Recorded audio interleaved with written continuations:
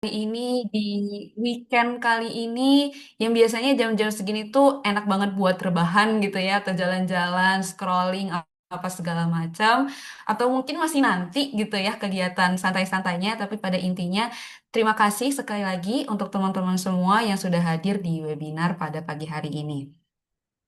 Nah, sebelumnya mungkin teman-teman ada yang udah pernah tahu tentang Omixsite atau belum ya? Ada yang Belum udah tahu tahu, Kak, ada yang belum tahu. belum ya. Oke, untuk teman-teman yang belum mengenal nih tentang Omixlite, nah hari ini aku mau memulai dengan mengenalkan Omixlite terlebih dahulu ya. Aku mau share screen dulu. Oke,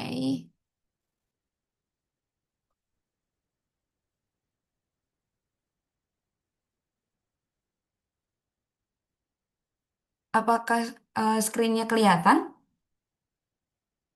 Aman Kak, aman. Oke, Terlihat. ya terima kasih ya. Oke, jadi sebelumnya karena kami dari Omix Live yang mengadakan webinar pada pagi hari ini, jadi teman-teman yang belum mengenal harus mengenal terlebih dahulu ya karena tak kenal maka tak sayang. Oke, jadi aku mau mulai dulu dari background hadirnya Omix Live.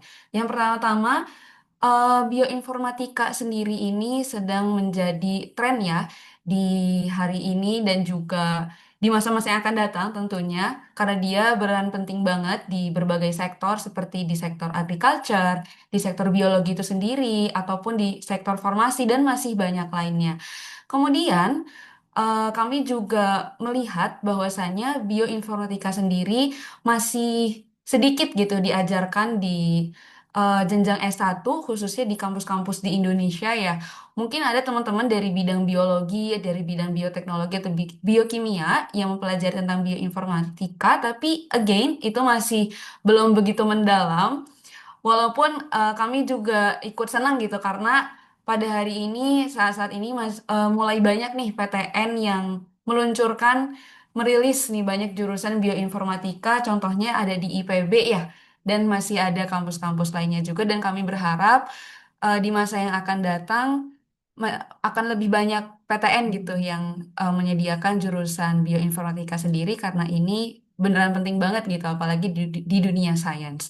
Kemudian kami juga melihat banyaknya concern dari pemula untuk memulai mempelajari terjun di bidang bioinformatika ini sendiri karena kompleksitas dari rumpun keilmuan ini.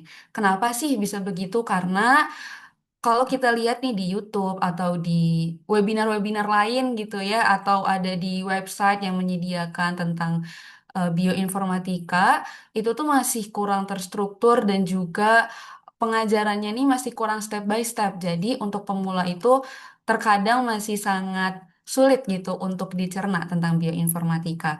Kemudian masih juga banyak banget persepsi kalau bioinformatika ini tuh hanya diperuntukkan untuk orang-orang yang punya skill di programming gitu. Karena ada kata-kata informatikanya itu sendiri ya. Padahal enggak kok teman-teman.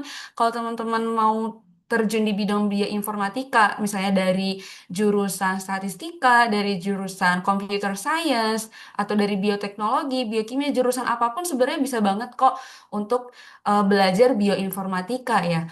Nah, maka dari itu, dari adanya concern dan juga problem yang kami lihat di saat ini, kami dari Omixide hadir sebagai platform edukasi yang fokus di bioinformatika, kemudian juga di bidang biologi molekuler dan juga data science karena kami percaya bahwasannya konsep saintifik yang sangat-sangat kompleks yang adanya persepsi apa tadi semacamnya itu sebenarnya itu bisa banget kok dijelaskan secara mudah, secara menarik dan juga accessible untuk semua orang apalagi untuk mahasiswa ya atau teman-teman masih SMA atau fresh graduate gitu yang pengen terjun di bioinformatika bisa banget gitu untuk belajar bioinformatika ini sendiri dari Omixlite. Nah, ini ada foto dari Instagram kita ya, teman-teman. Bisa dilihat juga udah banyak banget nih informasi-informasinya yang dikemas secara mudah dan gampang banget gitu untuk dimengerti. Kemudian, ini adalah visi dan misi dari kami. Visi kami adalah untuk menjadi platform edukasi bioinformatika yang ramah pemula dan juga aksesibel tentunya ya untuk mahasiswa di Indonesia dan juga untuk teman-teman lainnya gitu. Kemudian misi kita yang pertama untuk menyediakan konten edukasi khususnya di terkait bioinformatika itu sendiri dan juga untuk menjadi komunitas belajar ya untuk teman-teman SMA, untuk teman-teman mahasiswa maupun fresh graduate. Dan juga misi kami adalah untuk menyediakan project based training ataupun mentoring gitu terkait bioinformatika ini sendiri. Jadi teman-teman nanti bakal punya portofolio nih di bidang ini. Kemudian misi kami yang keempat adalah cara kami untuk menyampaikan materi tentang bioinformatika ini sendiri bakalan yang fun banget, yang engaging, accessible, dan open source approach. Kemudian kami juga menjembatani teman-teman semua nih yang masih pemula ke bidang profesional di bioinformatika. Nah, ini adalah co-founder dari Omixlite ya teman-teman semua. Yang pertama ada Kak Bihar Hikam Ahmadi, merupakan strategy lead di Omixlite. Beliau adalah alumni dari jurusan Biologi Institut Teknologi 10 November. Kemudian ada Kak Ayu Anggreni sebagai design lead, alumni dari Saristika Institut Teknologi 10 November. Dan yang terakhir ada Kak Khairunisa Amanda sebagai curriculum lead dari Bioinformatika University Malaya. Kemudian ini adalah collaboration partners dengan Omixlite. Jadi di konten-konten Omixlite di Instagram ini ada beberapa yang merupakan hasil kolaborasi dengan Bioinformatics Study Club UIN 1 Tulungagung, ada juga dengan IPB, ada juga dengan FMIPA Hima Bio Untan, dan masih banyak lainnya. Nah, ini adalah event kita pada hari ini. Di sebelah kiri sini adalah webinar pada hari ini ya, dan yang di sebelah kanan sini adalah sebuah program baru nih yang akan segera diluncurkan oleh Omixline dan juga akan dijelaskan di akhir materi nanti. Oke, jadi sekian untuk perkenalan dari Omixline. Kemudian karena tadi sudah aku mention ya di awal kalau tema hari ini adalah tentang transkriptomics yang tentunya ini adalah topik yang beneran lagi naik daun banget nih ya teman-teman khususnya di dunia riset biologi. Mungkin teman-teman ada yang udah pernah dengar nih tentang transkriptomik itu sendiri atau ada juga yang udah dengar belum dengar tapi masih bingung gitu sebenarnya apa sih transkriptomics, kegunaannya transkriptomics nih untuk apa sih, omics ini tuh apa gitu. Apalagi mungkin teman-teman yang di SMA masih ada yang belum ngerti gitu ya tentang omics itu apa. Nah, itu bakal dijelaskan nih teman-teman di webinar pada pagi hari ini oleh narasumber nanti. Karena transkriptomik ini sangat penting banget ya teman-teman. Kita bisa mendapatkan insight contohnya nih tentang vaksin dan juga masih banyak lainnya gitu teman-teman. Hal-hal yang menarik yang bisa kita dapatkan insight-nya dari transkriptomik ini sendiri. Oke, jadi sebelum memasuki sesi webinar nanti, sesi penyampaian materi, supaya webinar ini lebih kondusif, aku mau menyampaikan sedikit rules ya dan juga rundown pada pagi hari ini. Untuk teman-teman nanti ketika narasumber menyampaikan materinya, dimohon untuk di-mute ya mic-nya biar terdengar secara jelas gitu dan tidak terganggu di tengah-tengah apa yang sedang disampaikan oleh narasumber nanti. Jadi yang pertama-tama nanti setelah sesi pembukaan ini selesai, narasumber akan menyampaikan materinya dan juga akan disampaikan program yang akan segera diluncurkan oleh Omixide ini gitu, yang akan berlangsung di bulan Februari nanti. Kemudian di akhir materi nanti dan juga di program baru yang akan disampaikan akan ada sesi Q&A. Jadi teman-teman bisa langsung tulis pertanyaannya di kolom komentar atau bisa langsung raise hand ya teman-teman. Nanti bisa aku bacakan dan langsung aku panggil namanya gitu untuk bisa menyampaikan apa yang ingin ditanyakan. Dan di terakhir yang paling akhir adalah sesi dokumentasi lalu penutup. Oke, karena tadi aku lihat udah banyak banget nih ya teman-teman yang sangat excited untuk mendengarkan materi pada pagi hari ini. Jadi tolong disiapkan ya posisi ternyamannya, bisa ngopi, bisa ngeteh, pokoknya yang nyaman gitu untuk mendengarkan penyampaian dari narasumber nanti. Oke, jadi narasumber hari ini telah hadir ya bersama kita Kak Khoirunisa Amanda. Halo Kak Amanda. Halo Sahwa, Oke, gimana Kak? Sehat Kak? Alhamdulillah sehat-sehat. Oke, Alhamdulillah.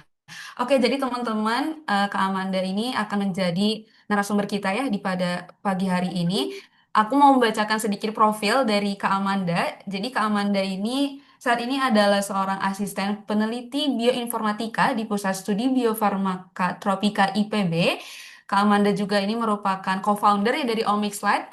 Kalau teman-teman masih ingat tadi yang aku mention sebelumnya, Kak Amanda merupakan alumni dari University Malaya dan akan melanjutkan studi S2-nya ya Kak Amanda di Australia nanti. Wah, keren banget nih Kak Amanda. Udah ahli banget Ya, nih Kak Amanda oh, nih. aduh Oke. belum juga nih masih belajar. Baik, baik, baik. Oke, tanpa berlama-lama lagi, waktu dan tempat aku persilahkan untuk Kak Amanda. Ya, oke, terima kasih Zahwa atas pembukaan dan perkenalannya. Selamat pagi, Assalamualaikum warahmatullahi wabarakatuh, teman-teman sekalian. Kalau saya lihat nih ada 84 partisipan yang wah menurut saya rajin banget ya pagi-pagi hari Sabtu lagi musim hujan gitu. Oke, mungkin em, dari teman-teman di sini, kalau saya lihat backgroundnya bermacam-macam. Dan hari ini tema kita adalah Introduction to Transcriptomics. Sebentar saya izin share screen dulu. Ih, sudah terlihat ya?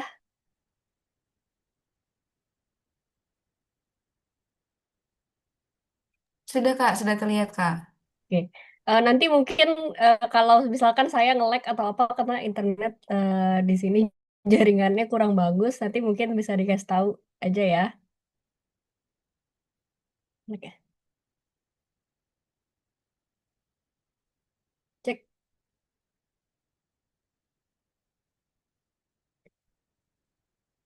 Cek apakah suara saya terdengar jelas atau putus-putus? Jelas Kak, jelas, jelas. Oke, oke. Oke, kalau gitu bisa kita mulai. Assalamualaikum warahmatullahi wabarakatuh. Perkenalkan nama saya Hairunisa Nur Amanda. Saat ini sebenarnya kemarin saya sudah selesai ya di Biofarmaka IPB karena saya akan insya Allah melanjutkan studi S2 di University of Western Australia di intake Februari depan. Em, dan saya juga salah satu co-founder dari Omics Lite. Dan hari ini kita akan membahas tentang Intro to Transcriptomics. Jadi mungkin teman-teman di sini ada yang lebih baiknya lebih jago gitu tentang omics atau mungkin ada yang belum tahu sama sekali. Jadi kita di Omics Lite ini memang menjembatani untuk teman-teman yang ingin belajar tapi masih takut atau kadang nemu bahan ajar yang susah banget nih untuk dicerna. Nah, kita hari ini saya akan coba untuk menjelaskan dengan langkah-langkah yang sederhana begitu.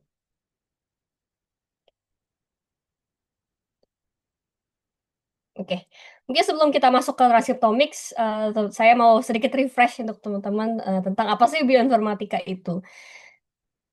Jadi mungkin di sini banyak yang sudah familiar ya. Jadi bioinformatika intinya adalah ilmu yang menggabungkan antara eh, ilmu di biologi, yaitu untuk memahami sistem kehidupan, menggunakan ilmu komputer untuk mengelola dan memproses datanya, dan juga yang tidak kalah penting adalah statistika, karena statistika ini adalah teknik untuk menarik kesimpulan yang valid.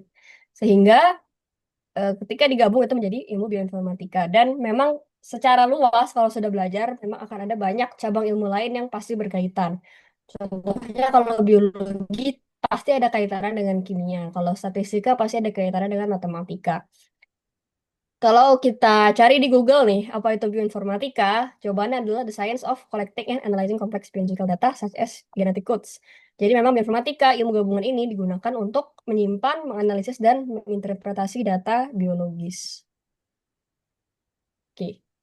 Nah, di tahun 2026 ini kita pasti semua tidak bisa hidup tanpa komputer. Termasuk sekarang kita akan telah sedang menatap layar komputer gitu. Jadi kenapa sih kita menggunakan komputer untuk di bidang biologi? Setelah tahun 90-an ya, mulai mengsequensi genom manusia, ditemukan bahwa satu genom manusia ini besarnya 3 miliar lebih pasangan basa atau base pair. Kalau kita tulis dalam di Word gitu, satu halaman, hasilnya akan jadi 262.000 halaman buku. Kalau di perpustakaan nih, ya lebih banyak dari inilah kalau kita ketik dan di print. Nah, teknologi sequencing yang terus berkembang ini menghasilkan jutaan sampai miliaran data dalam satu eksperimen. Kalau kita cari manual satu persatu, kebayang itu lamanya seperti apa. Sementara itu ada komputer yang mempermudah kita melakukan analisis lebih cepat, kemudian lebih reproducible, dan juga dengan skala yang besar. Oke, contohnya seperti mencari jarum dalam jerami. Mungkin teman-teman familiar dengan istilah ini ya. Kalau dalam genom manusia saja, dari 3,2 billion base pair tersebut, hanya ada 1-20% yang mengkode protein atau protein coding genes. Dari semuanya, hanya ada 1-2%.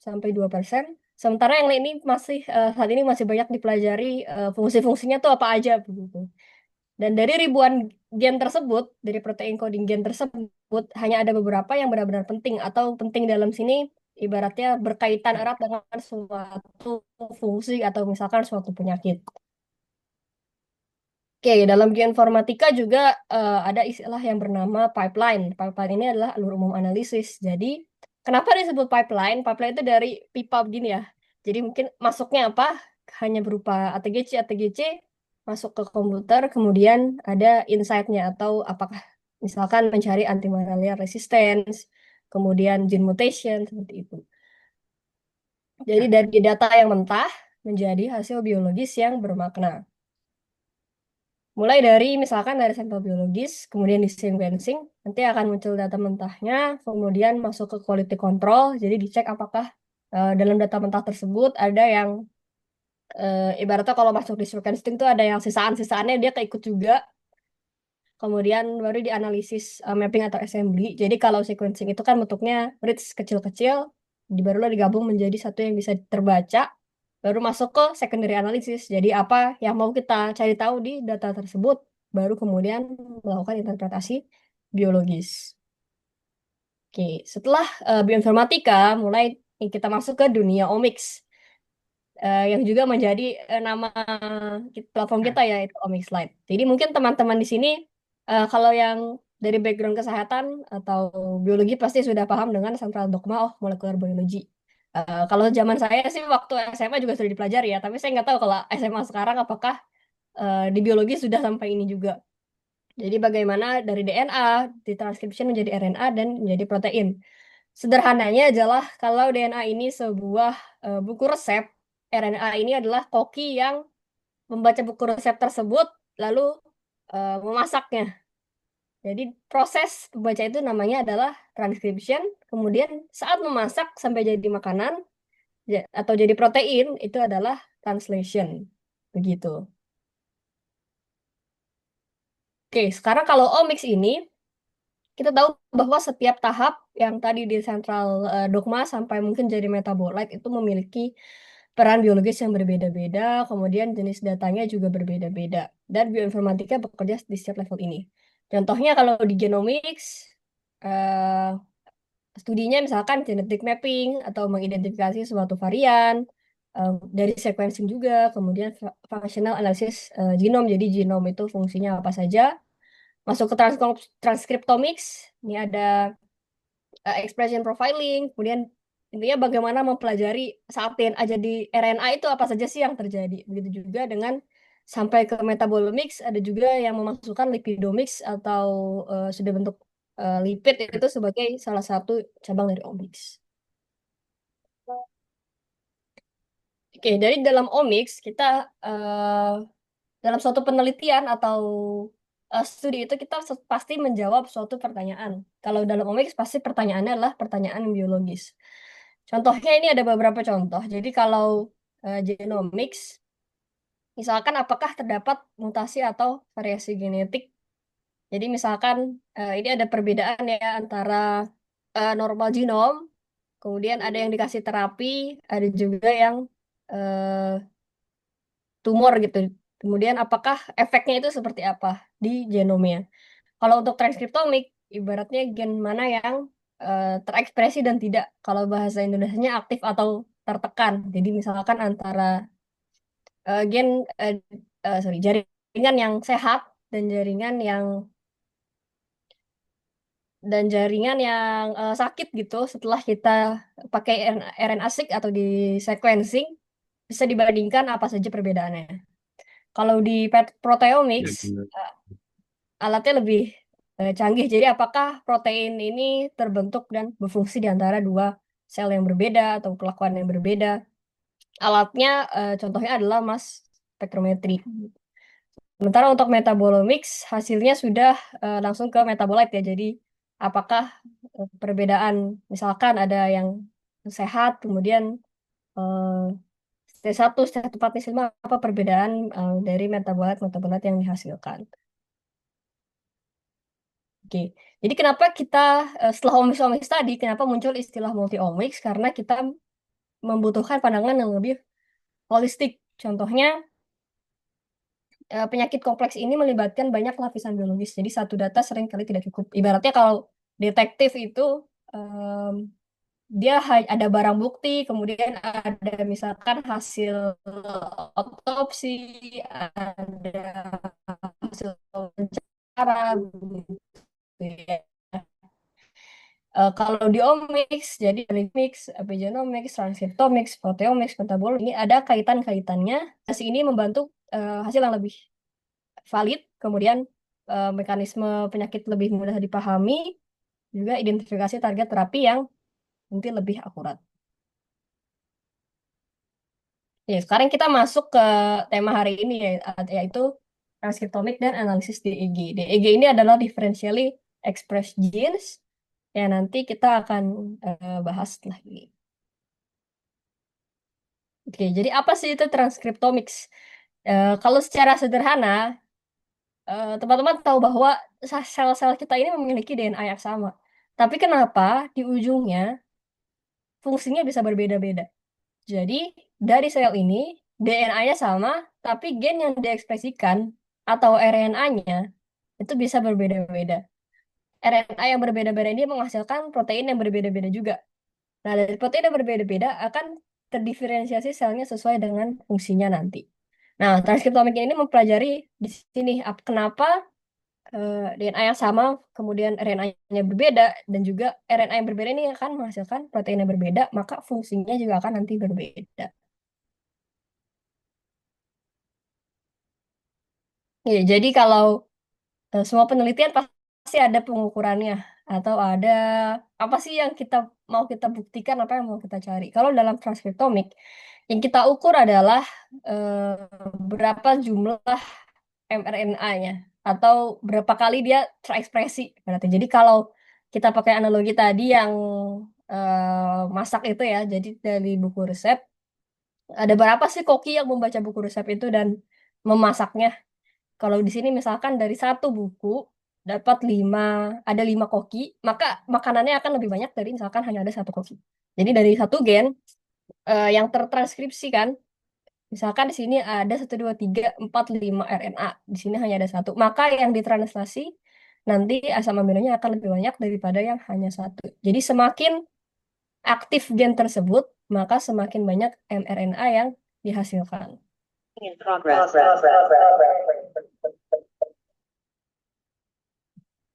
Oke, jadi dalam transkriptomik teknologi atau bagaimana sih kita mendapatkan data dari suatu sampel itu secara umum yang sering digunakan ada dua.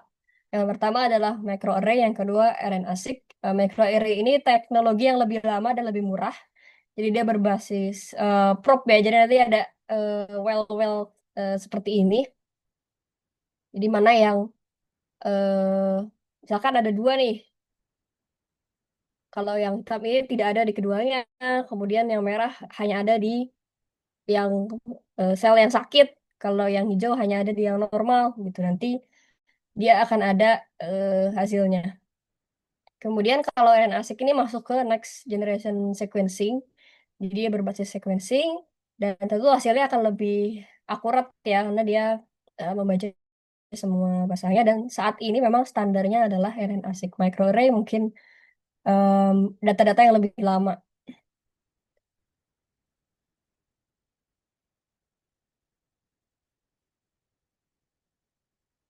Oke, dalam transkriptomik ada istilah gene expression atau ekspresi gen. Mungkin teman-teman yang di kerja wet lab juga tahu ya ekspresi gen seperti apa.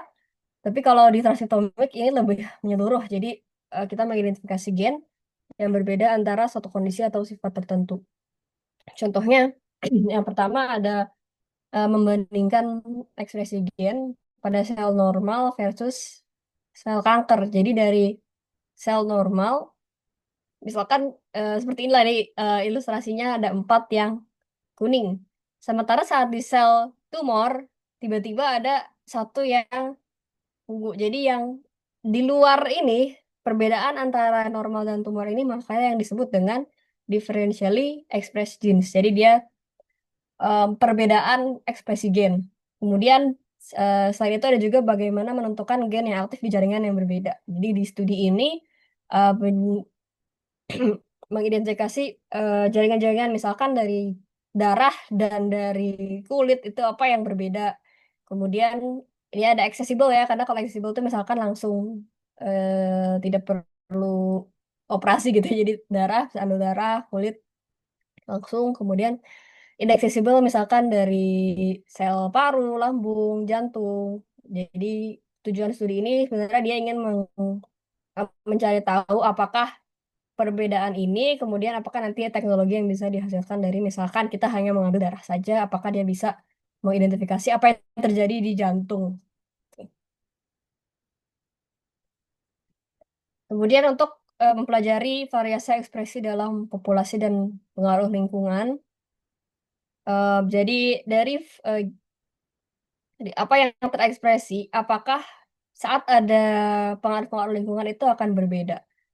Contohnya kalau di penyakit autoimun atau penyakit inflamatori atau di kanker itu apakah misalkan yang tinggal di tempat yang berbeda atau pekerjaan yang berbeda itu variasi gennya apa saja yang berbeda.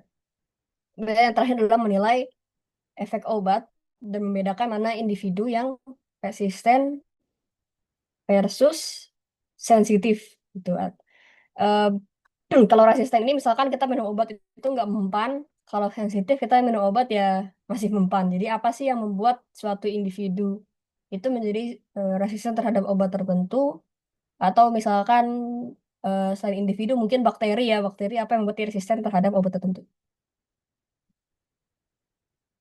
Oke.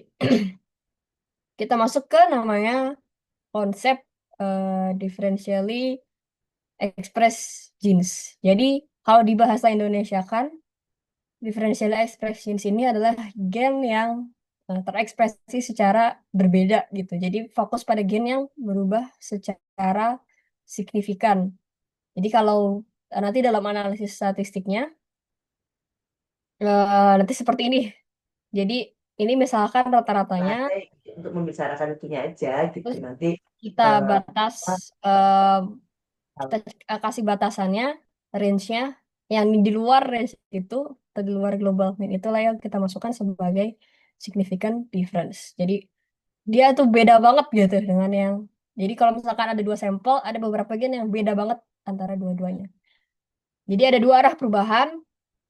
Yang pertama down regulated. Jadi misalkan kalau ada yang normal dan perlakuan, yang perlakuan ini jadi turun hasilnya.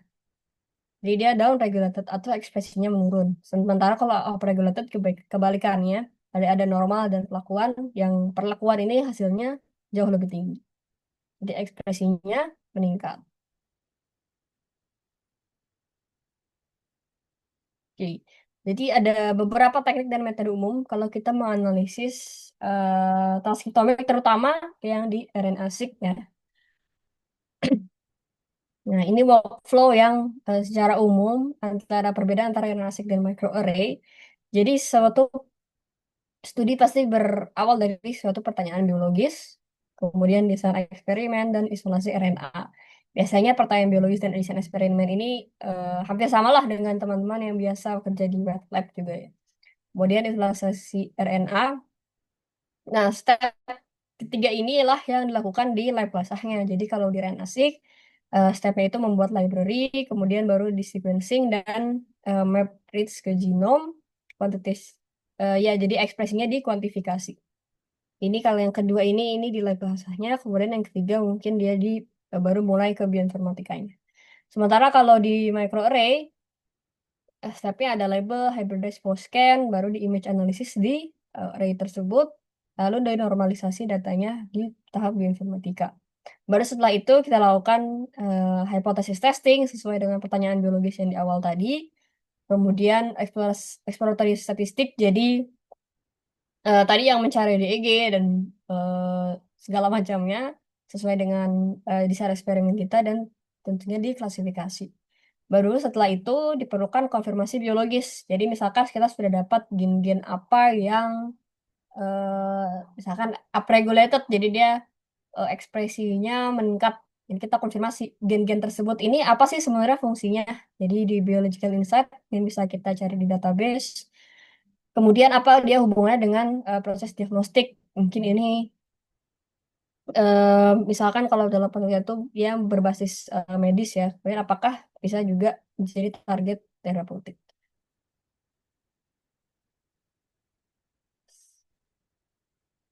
Oke. Dalam alat umum RNA-seq analysis atau yang kita sebut dengan pipeline, secara umum dia seperti ini. Ini sangat sangat sangat umum ya. Jadi bisa berbeda setiap case atau setiap studi yang kita lakukan. Jadi setelah dari sequence, nanti kita akan mendapat namanya raw data berbentuk FASCI. FASCI ini nama format filenya.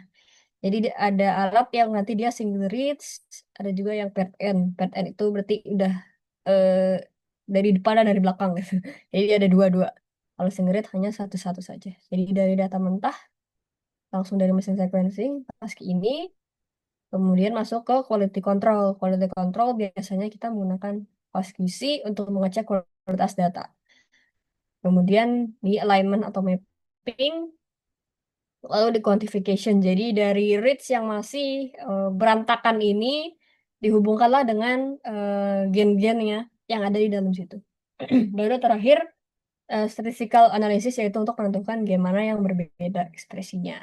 Kita akan bahas satu persatu ya. Jadi mulai dari pre-processing, yaitu quality control dan trimming. Biasanya yang tools yang paling menggunakan yang namanya adalah FastQC. Dan dia hasilnya seperti ini. Jadi data yang mentah itu mengandung read yang berkualitas rendah, atau misalkan sisa-sisa adaptor dari mesin, atau misalkan noise teknisnya. Jadi yang kita lakukan adalah mengevaluasi kualitas datanya, yaitu QC kan quality control. Jadi nanti outputnya akan seperti ini nih. Nah, kalau yang jatuh di merah ini, itu kan ada nih misalkan dari sekitar 25 ya, 25 posisi 25 base pair sampai akhir ini dia jatuhnya di yang merah. Maka di sini juga ditulis bahwa per base sequence quality-nya ada yang tidak bagus gitu. Kalau ada yang tidak bagus, nanti kita akan melakukan trimming. Trimming itu ibaratnya kayak dipotong gitu lah datanya. Jadi menurut jadi bisa jadi itu dia ada sisa-sisa dari mesin atau read yang berkualitas rendah itu dipotong sehingga kita masuk ke analisis selanjutnya, dia ibarat tidak akan mencemari. Oke, setelah mendapat FASQ yang sudah di trimming misalkan, atau misalkan kalau dicek sudah di atas 90% atau hampir 100% sudah bagus, masuk ke alignment. Di alignment ini banyak tools-toolsnya, tapi dia intinya adalah memetakan read ke posisi genom. Jadi misalkan alignment ada yang sudah ada referensi genomnya, kita tinggal mengikuti itu. Jadi ibaratnya kalau ada apa ya, mungkin puzzle gitu, jadi puzzle disusun supaya dia bisa kita baca secara semua. Nah, kalau dalam perbedaan transkriptomik dengan genomics ya. Jadi kalau di transkriptomik, gen-gen ini akan kita ubah menjadi sebuah angka atau kuantifikasi gitu. Jadi nanti menggunakan tools yang ada, hasilnya adalah sebuah tabel di mana kalau yang sebelah kiri ini gen-gennya, kemudian di atas ini sampelnya. Jadi kalau di studi ini misalkan saya punya 3 kontrol, CTL1, CTL2, CTL3 ini 3 kontrol. Kemudian 1, 2, 3 UV ini misalkan dia di treatment dengan UV. Jadi dan di bawah ini adalah setiap sel atau setiap sel ya sebutannya, setiap kolom ini merepresentasikan jumlah pembacaan gen. Jadi berapa banyak gen yang terbaca pada setiap sampel. Jadi misalkan di sampel kontrol 1 gen ini, gen pertama ini ada 28 yang terbaca. Sementara di yang treatment dengan UV ada 71. Jadi bentuknya sudah angka sehingga kita akan lebih mudah dalam melanjutkan analisis statistiknya. Oke. Dari yang tabel ini tadi, kalau kita lihat dia angkanya agak jauh-jauh nih. Misalkan yang ini yang pertama masih dalam puluhan. Tapi kalau yang 1040 ini sudah dalam ratusan bahkan ribuan. Yang ini lebih rendah lagi nih, ada yang 0,500. Jadi kalau dalam statistik, mungkin saya yakin kalau dalam eh, kuliah pasti belajar statistika gitu. Jadi ada yang namanya normalisasi. Normalisasi, jadi menyamakan data sebelum membandingkan nilai ekspresi gen antar sampel. Kenapa kita perlu normalisasi? Karena biasanya pewarna atau dye itu tidak selalu menempel pada efisiensi yang sama kalau di microarray. Kemudian jumlah RNA yang awal bisa berbeda, kualitasnya juga bisa berbeda. Dan kalau di microarray, perbedaan mesin itu juga mempengaruhi. Jadi kalau dibuat plot ya. Yang sebelum raw data ini dia eh, ada yang lebih tinggi, ada yang lebih rendah. Jadi dia tidak semuanya sama. Setelah dinormalisasi, kita ingin membuat bahwa semua jadi rata gini. Jadi nilai ekspresi disesuaikan ke median yang sama. Jadi kalau di sini mediannya itu sekitar 6 ya. Ini median yang garis hitam ini. Kalau di sini kalau kita lihat dia naik turun. Semua datanya berbeda. Jadi kalau sudah seperti ini, maka kita bisa membandingkan antara satu dengan sampel yang lain. Kalau di sini sangat mungkin terjadi bias antara satu sampel dan yang lainnya. Oke, setelah kita mendapat data yang sudah normalisasi, maka bisa masuk ke analisis statistik. Jadi kenapa saya sebut analisis statistik? Karena kalau di differential expression ini memang dia murni kebanyakan kalau kita sudah paham konsep statistik, pasti kita bisa mengerjakan lah, karena tidak jauh, tidak banyak istilah-istilah yang asing atau tools-tools yang asing gitu. Jadi differential expression ini intinya adalah membandingkan ekspresi gen yang terkondisi. Jadi misalkan memperhitungkan ada variasi biologis, misalkan ada sel tumor dan sel yang sehat, atau variasi teknis, misalkan yang dan seperti yang tadi yang normal, kemudian ada perlakuan gitu. Jadi kalau kita lihat di gambar ini ya, jadi misalkan yang healthy itu dia eh, agak sebelah kiri, kalau saat ini dia agak sebelah kanan gitu expressionnya. Ya perbedaan ini nanti bisa kita buat menjadi sebuah heat map atau ini adalah volcano plot. Dan hasilnya bagaimana sih kita menentukan mana gen-gen yang betul-betul berbeda gitu, diferensiasi. Jadi ada parameter yang pertama log fold change, kemudian p-value dan adjusted p-value. Nah, fold change ini mungkin istilah yang baru ya. Jadi fold change ini ibaratnya membandingkan dua kondisi. Jadi mengukur seberapa besar perubahan ekspresi gen yang terjadi. Jadi kalau misalkan dalam sampel yang kontrol itu dia hanya ada satu koki atau munculnya hanya satu gitu. Tapi kalau ada perlakuan ada banyak. Jadi eh, perbandingan ini yang menjadi nilai fold change. Jadi contohnya kalau FC sama dengan 2, maka ekspresinya naik 2 kali. Jadi 2 kali lebih besar. Kalau FC sama dengan 0,5, maka ekspresinya turun setengah. Jadi misalkan separuhnya. Gitu. Nah, tapi fold change ini harus kita olah lagi menjadi log logaritma. Ada yang menggunakan log 2, ada juga yang menggunakan log saja. Jadi kalau log 2 batasnya min 2 dan 2. Jadi kalau misalkan, jadi 1 volt, jadi kalau satu voltage-nya itu diibaratkan menjadi 0. Kemudian kalau misalkan dia 4 kali lebih besar, maka min 2, 4 kali lebih sedikit dia min 2, 4 kali lebih besar jadi 2. Jadi dari yang angka seperti ini, kalau dalam log itu datanya akan lebih stabil dan juga kalau kita plot maka akan lebih simetris. Jadi dia dari 0, kemudian min dan positif gitu. Nah, kalau yang minus down regulation, kalau yang positif menjadi up regulation. Kalau di sini kan dia kayaknya dasar dari satu jadi 0, dan juga lebih dari satu gitu. Nah, setelah dari log fold change, ada juga namanya p-value. P-value ini mungkin teman-teman juga sudah familiar ya kalau di statistik, statistik tes statistik. Jadi mengukur kemungkinan perubahan terjadi karena kebetulan.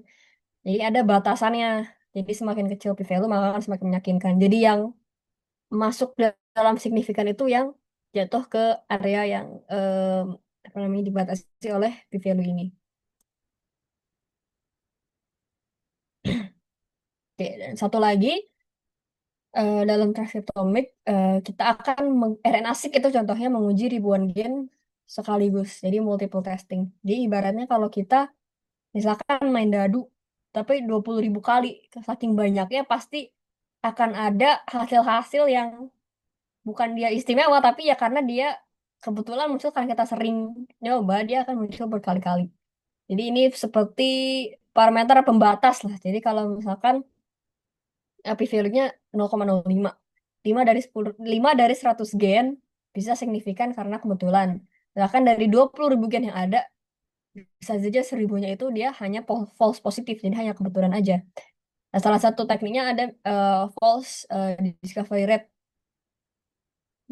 Jadi ibaratnya kalau kita tes statistik itu ada pembatasnya gitu. Jadi proporsi hasil signifikan yang misalkan palsu. Jadi kita bisa mengontrol misalkan FDR-nya 5%, maka kalau dari data yang udah ada tuh mana yang kira-kira dia itu hanya false positif aja, jadi sekitar 5%-nya, atau misalkan bisa kita ubah lagi misalkan 2%-nya gitu, tergantung data yang kita miliki.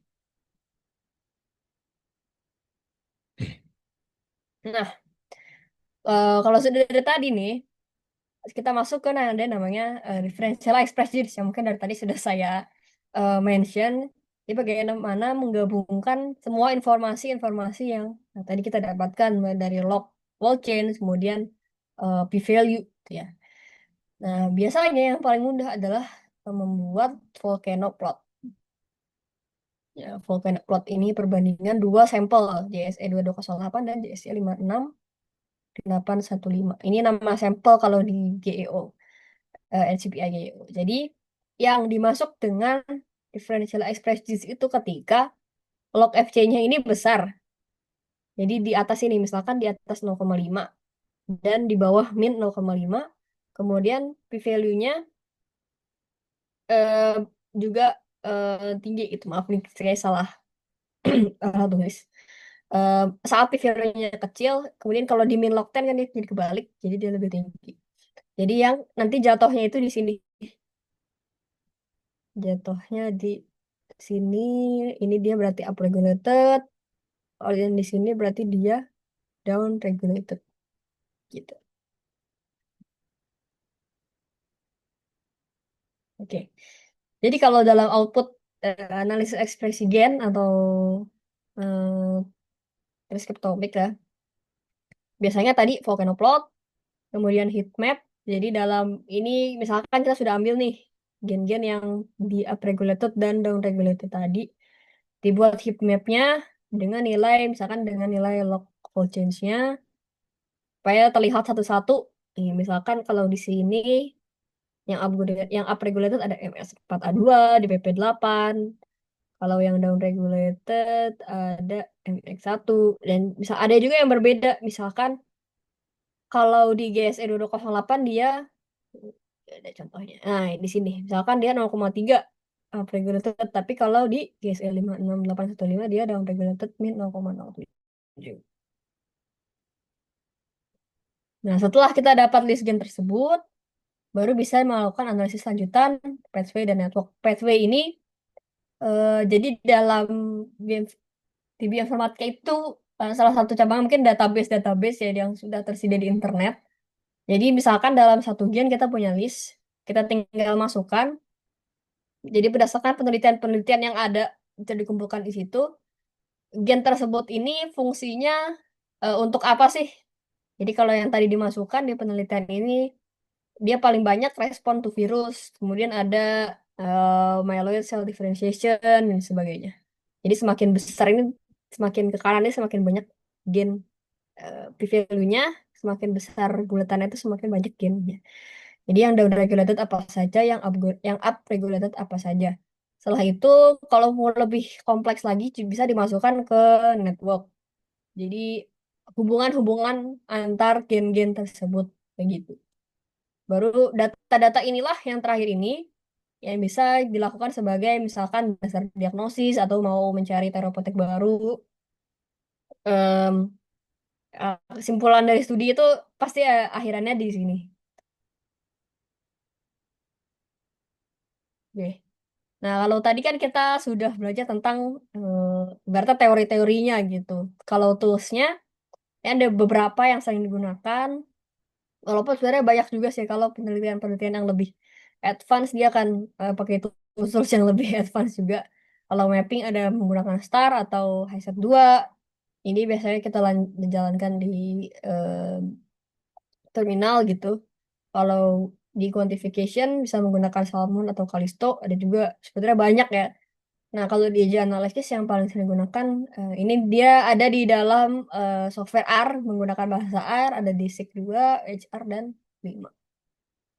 Jadi, teman-teman yang sudah menggunakan Rhapsody Atomic, ada yang pernah menggunakan ini, atau ada juga tools-tools yang lain itu juga sudah banyak ya sekarang. Oke, ya mungkin ini saya mau sedikit mention tentang reproducibility. Jadi reproducibility ini adalah bagaimana saat kita melakukan analisis, analisis kita itu harus transparan.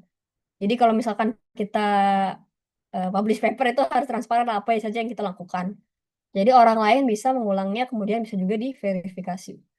Contohnya begini nih, kalau kalau kita nulis paper, contohnya tulis di method section. Orang lain mau nyoba nih, yang tapi yang ditulis itu hanya tip of the iceberg, jadi cuma segini aja. Sementara ke bawahnya ada OS yang dipakai apa, versinya apa, metadata-nya apa, kemudian formatnya apa, language yang pakai apa tuh kadang mungkin ya karena udah lupa atau gimana nggak ditulis. Padahal ini juga sangat berpengaruh dengan hasilnya nanti begitu.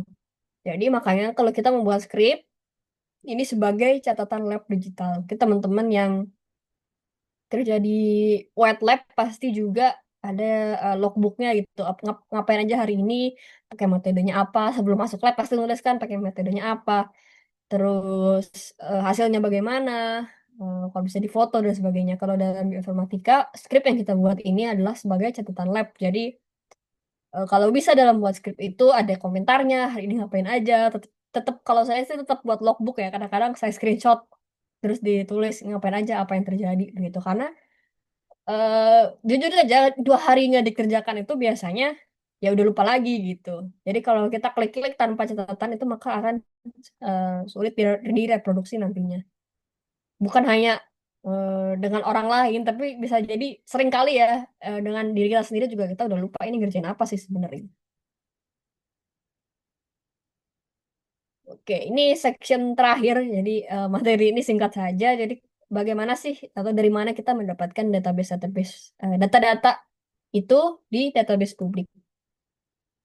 Nah, ini adalah contoh database yang populer.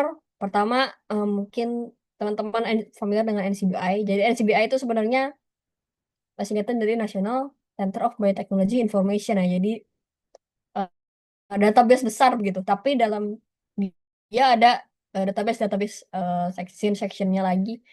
Jadi kalau di gene expression namanya adalah gene expression omnibus. Jadi dia sudah berbentuk ekspresi gen. yang paling banyak digunakan, dan dia ramah untuk pemula karena bentuknya sudah ekspresinya berbeda dengan misalkan ini NCBI SRA. SRA ini menyimpan data mentah FASCII dan ukurannya sangat besar. Jadi kalau mau bisa juga dari data ini, tapi dia harus kita olah dulu yang tadi QC sampai quantification. Kemudian kalau di Eropanya mirroringnya itu adalah ada Express. Sebenarnya ada juga database lain, misalkan TCGA yang khusus untuk kanker dan sebagainya. Atau kalau sequencing sendiri ya sequencing sendiri ngolah data sampai jadi quantification, kemudian bisa kita lakukan analisis transkriptomicsnya. Nah, dalam melakukan analisis transkriptomik atau analisis lain, yang penting ada metadata. Jadi metadata itu identitas dari sebuah data tersebut. Tanpa adanya metadata, maka kita nggak tahu itu data apa sih sebenarnya. Contohnya, ini saya ambil screenshot dari RCBI JO ya, salah satu JSE, salah satu studi yang menjelaskan kondisi biologisnya seperti apa. Misalkan ini, walaupun ini karena di tampilan web jadi dia kurang jelas ya, tapi biasanya dia bisa di-download yang lebih jelasnya atau mungkin bisa kita baca papernya. Jadi kalau WT wild type, kalau ini lab ini saya kurang tahu juga apa. Kemudian ada yang perlakuan, ada yang sebagai kontrol, waktunya, ini misalkan traffic age, terus ada ini mungkin nomor yang lain ya, dan dosisnya misalkan berapa gitu. Jadi dia biasanya ada satu file Excel atau file tabular untuk menjelaskan metadatanya sehingga kita bisa menganalisis tanpa interpretasinya itu bisa salah.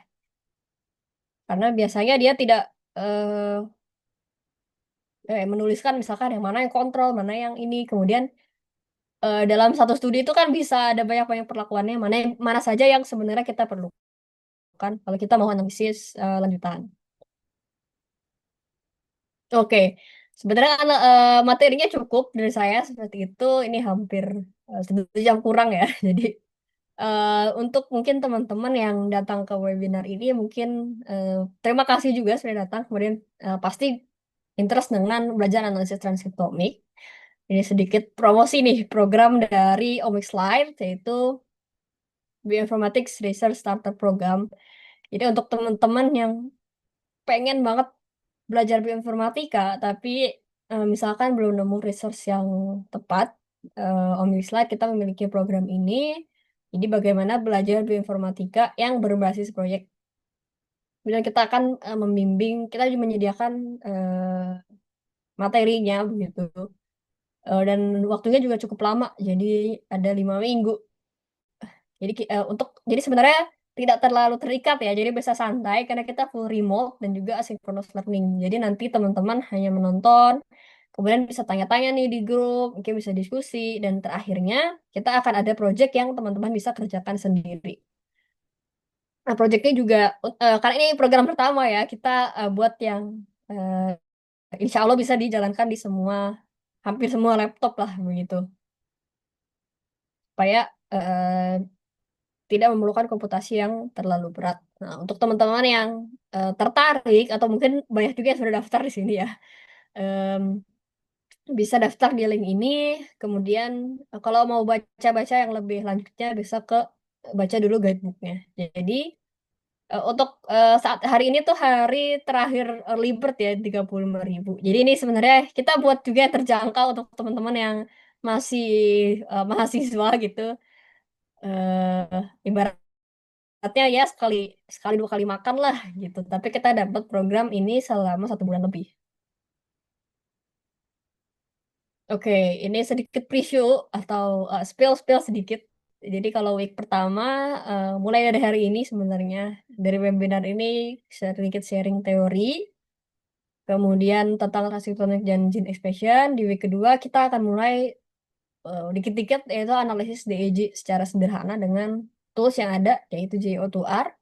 Kemudian baru di week ketiga kita akan mulai pengenalan dengan menggunakan bahasa R. Mungkin banyak yang belum familiar ya dengan bahasa R. Jadi bahasa R ini suatu bahasa programming yang kebanyakan sebenarnya digunakan untuk analisis statistik gitu. Kemudian yang di week keempat dan week kelima baru kita akan mengenakan capstone project. Jadi teman-teman bisa memulai project sendiri. Ibaratnya kalau yang kuliah ya kayak tugas kuliah sih, tapi kita eh, buat supaya ini bisa jadi satu portofolio teman-teman juga. Begitu. Eh, Sekian mungkin dari saya. Kalau ada salah kata mohon dimaafkan karena sekali lagi saya juga eh, belum menjadi expert ya di bidang ini. Saya juga masih belajar dan hari ini saya sedikit sharing pengetahuan yang saya punya. Mungkin terima kasih ya teman-teman yang sudah datang mendengarkan. Kalau saya lihat ada lumayan ada 96 partisipan, rajin-rajin banget hari ini. Terima kasih sekali lagi. Wassalamualaikum warahmatullahi wabarakatuh. Saya kembalikan ke Zahwa ya. Baik, Waalaikumsalam warahmatullahi wabarakatuh. Wah, keren banget nih ya teman-teman. Gimana nih guys, habis dengerin penjelasan dari Kak Amanda? Beneran daging banget ya menambah insight kita lagi lebih dalam tentang transkriptomics itu seperti apa. Tadi sama Kak Amanda udah dijelasin ya dari yang dasar banget tuh.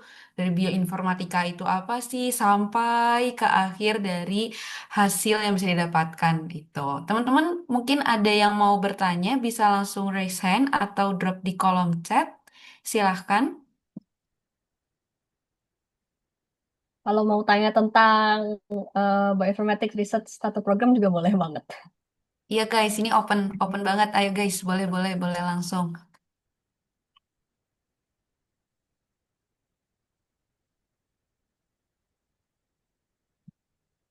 Ah, oke teman-teman, teman-teman bisa ngisi link presensinya juga ya. Ini ada di kolom chat. Nanti bisa dapat sertifikat webinarnya juga. Karena hanya peserta yang mengisi form presensi ini nih yang bakal dapetin sertifikatnya ya, teman-teman.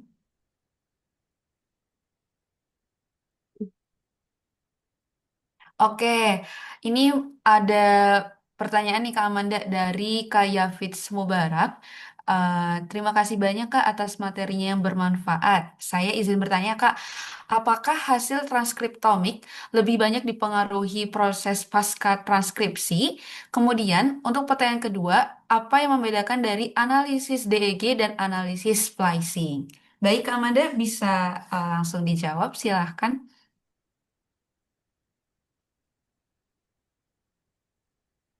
Ya, terima kasih pertanyaannya Pak Yafis Mubarok. Mungkin saya sebentar. Pertanyaan yang pertama ya, apakah hasil transitomi lebih banyak dipengaruhi proses antitransfusi? Kemudian kedua, apakah yang membedakan analisis DG dan analisis splicing? Kalau yang kedua, saya jujur saya juga kurang paham kalau analisis splicing karena saya belum pernah melakukan gitu. Tapi kalau yang pertama, iya jadi secara umum memang cukup besar pengaruhnya. Tetapi juga em, kalau di RNA-seq ini, terutama di RNA-seq ya, jadi menangkap RNA yang sudah ada dan relatif stabil. Jadi bukan,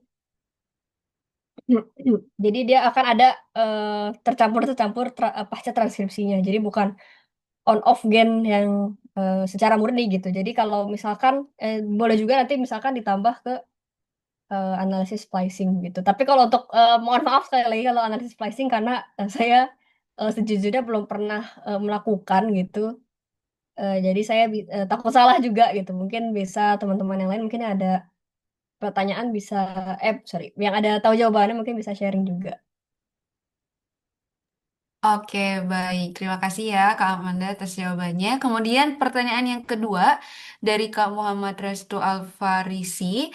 Oke, perkenalkan saya Restu dari Agronomi Unpad. Kak izin tanya, apakah untuk setiap jenis omics akan berbeda toolsnya atau tidak ya? Silahkan Kak Amanda untuk dijawab.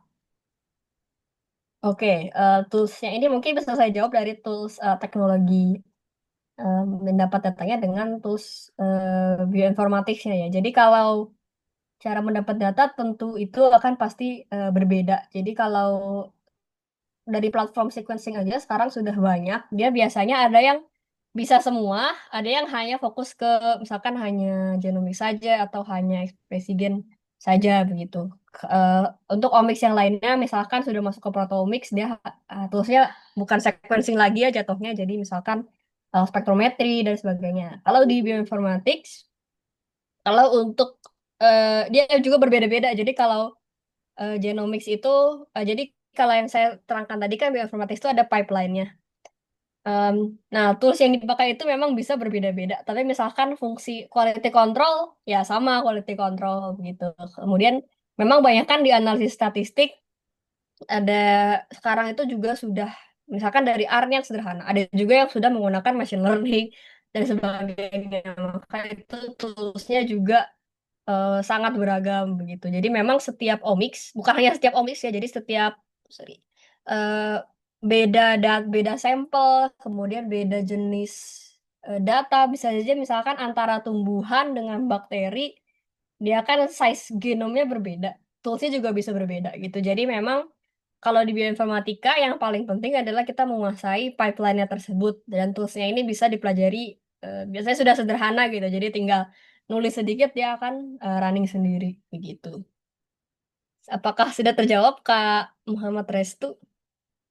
Terima kasih Kak sudah terjawab. Kalau ya terima kasih. Bisa lanjut. Oke, Hmm. pertanyaan yang ketiga ada dari Kak Divara Hanafania.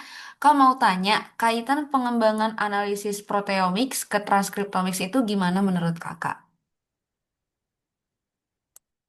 Proteomics ke transkriptomics.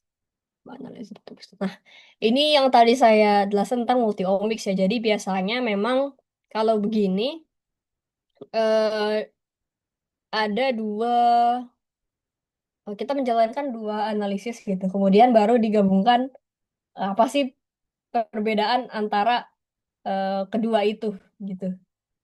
Jadi memang dia pasti bisa em, bisa bergabung. Cuma sayangnya mungkin kalau proteomics di Indonesia saat ini ada kekurangan di sumber daya tools, sorry bukan tools, teknologinya ya. Jadi kalau proteomics itu masih sulit di Indonesia karena belum banyak yang punya.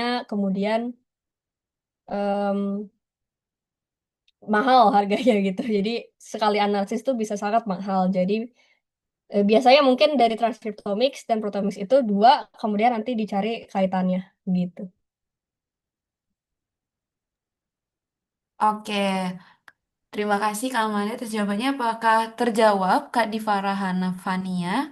Izin Kak, mungkin kasih pertanyaan follow up. Mhm. Berarti harus jadi satu-satu dulu kayak transkriptomik dulu, baru proteomics atau proteomics dulu baru transkriptomik atau paralel analisisnya atau gimana ya Kak? Mungkin tadi yang maksudnya dicari hubungannya itu. Oh iya. Jadi dia berbeda ya. Jadi kalau transkriptomic kan kita cari gennya.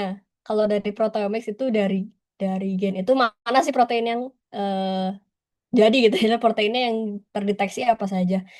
Em, Kalau menurut saya sendiri, biasanya dia dari transkriptomik dulu, baru ke proteomics, begitu. Nah, tapi tergantung juga dengan desain studinya nanti, gitu. Jadi apakah mau kaitannya langsung atau mau bertahap seperti itu. Baik, terima kasih Kak. Ya, terima kasih juga Kak Diva Rahana.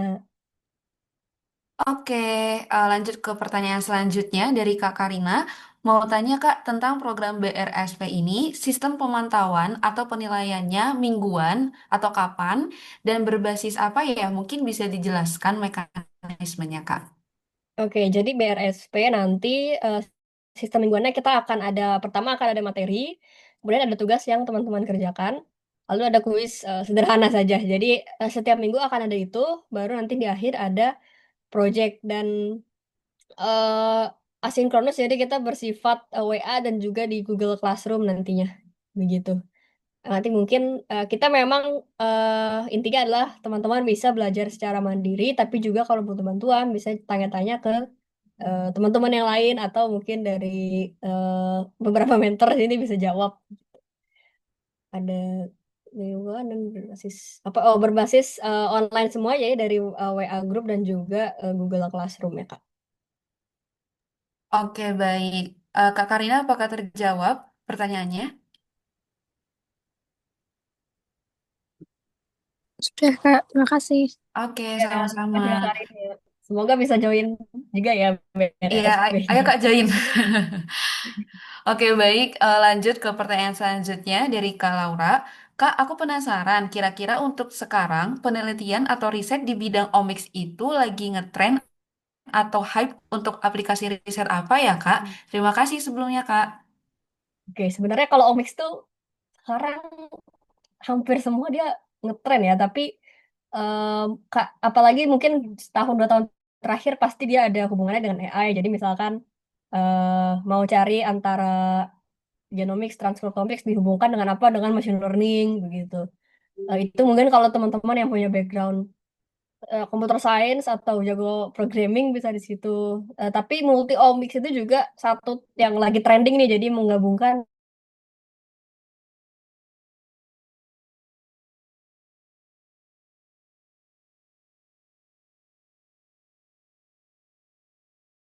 dia mengikuti lagi teknologi baru. Jadi sekarang ada namanya single cell gitu atau spatial omics gitu. Kalau secara aplikasi, kalau menurut saya sih yang paling sering terdengar precision medicine ya. Kalau di Indonesia juga precision medicine masih menjadi topnya gitu. Atau mungkin bisa di kayak di bidang agrikultur dan sebagainya juga itu sebenarnya sedikit kurang. Kalau sekarang sih masih precision medicine. Jadi kalau mau mengembangkan riset di bidang misalkan ke ketahanan pangan, mencari gen bagaimana menciptakan suatu tanaman yang lebih tahan terhadap iklim gitu juga masih terbuka. Jadi dia ada kalau bicara ngetrend atau hype itu ada dari sisi tools yang kita pakai, misalkan pakai AI, kemudian ada teknologinya, misalkan kalau saya kurang tahu ya di Indonesia apakah sudah ada gitu yang single cell dan sebagainya. Baru yang terakhir adalah aplikasinya, misalkan mau ke precision medicine atau mau ke ketahanan pangan dan sebagainya gitu. Baik. Kak Laura, apakah terjawab pertanyaannya? Sudah Kak, sudah terjawab, cukup terjawab. Terima kasih Kak atas penjelasannya. Baik, lanjut ke pertanyaan selanjutnya dari Kak Aura Jivan. Izin bertanya, Kak, apakah skill programming diperlukan untuk analisis transkriptomik? Bila iya, bahasa apa yang umum digunakan? Oke. Kalau bicara skill programming yang di transkriptomik itu pertama teman-teman kalau mau dari awal ya dari data yang masih raw itu harus bisa menggunakan bash programming. Jadi mungkin kalau teman-teman kadang kalau punya komputer tiba-tiba kebuka terminalnya, nah bash programming ini cara gimana kita mengendalikan terminal tersebut. Jadi kalau misalnya kita buka laptop klik-klik aja, kalau di terminal itu kita harus nulis sesuatu. Gitu, itu yang pertama. Kalau mau dari raw data, tapi kalau nanti di BRSP, untuk mempermudah kita nggak dari raw data sih, jadi kita langsung ke namanya bahasa R programming. Ya, yang bahasa yang umum kalau di programming itu R, namanya R. Jadi huruf R aja gitu. Oke, Kak Ahura, apakah sudah terjawab?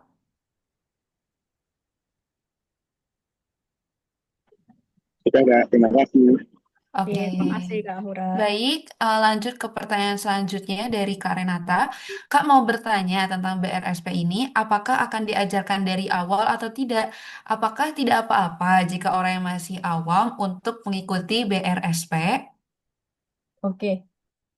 Sangat boleh Kak Renata karena kita memang punya target itu orang-orang yang awam. Jadi kita juga memahami kalau mungkin di sini kebanyakan backgroundnya dari apa ya biologi atau yang berhubungan gitu pasti agak takut kalau langsung mulai ke programming. Jadi kita akan mulai step by step dari teori, terus dari gimana sih kita kalau gunain toolsnya supaya teman-teman paham konsepnya, kemudian baru terakhir kita di programming. Mungkin programming ini yang sedikit lebih challenging, tapi tenang aja teman-teman akan bisa diskusi dengan teman-teman lain, kemudian bisa didampingi kira-kira gimana sih cari solvingnya gimana begitu. Jadi kalau yang awam tidak ada pengalaman sama sekali sangat boleh karena memang kita memfasilitasi teman-teman yang baru mau belajar bioinformatika gitu. Baik, Kak Renata, apakah sudah terjawab pertanyaan? Sudah Kak, masih banyak. Oke, sama-sama. Ayo Kak Sebelum Renata. sebelum lanjut ke pertanyaan selanjutnya, teman-teman mohon diisi link presensinya ya untuk mendapatkan sertifikat dan juga recordingnya nanti. Kemudian, apakah ada yang mau langsung bertanya, raise hand? Kalau misalnya nggak ada, biar saya langsung lanjutin lagi lewat kolom komentar. Oke, sepertinya pada prefer di kolom komen ya. Jadi, aku lanjutin aja. Apa nggak apa-apa. Pertanyaan dari Kak Syifa Hibatillah Damayanti. Oke, terima kasih atas penjelasannya, Kak. Izin bertanya, Kak. Saat ini saya sedang menjalankan penelitian skripsi terkait desain vaksin. Setelah seminar proposal, masih ada kendala terkait pengambilan data. Kiranya boleh Hmm. dijelaskan, Kak, untuk pengambilan data yang baik itu seperti apa ya? Oke, terima kasih Kak Syifa. Sebenarnya saya kurang paham nih, mohon maaf. Kalau untuk desain vaksin ini seperti apa, kemudian apa yang diminta oleh dosen kakak gitu ya. Tapi kalau maksudnya pengambilan data ini apa ya Kak, kalau bisa dijelaskan? Oke, mungkin Kak Syifa bisa dijelaskan.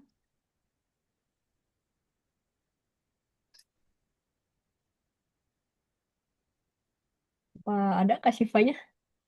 Halo, Kak Syifa.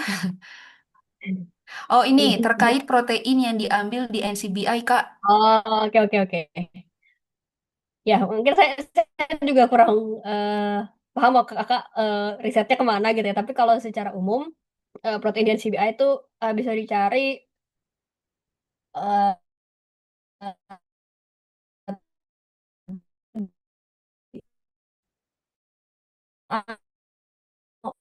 acid sequence ya, sequence-nya bisa ke yang NCBI protein ya kalau nggak salah. Saya juga lupa. NCBI protein kalau misalkan butuh strukturnya lebih baik ke namanya UniProt gitu. Nanti biasanya strukturnya dia akan link ke PDB. Nah, kalau semoga sesuai dengan apa yang kakak maksud ya. Oke, Kak Syifa, apakah terjawab pertanyaannya? Atau ada follow up pertanyaannya lagi?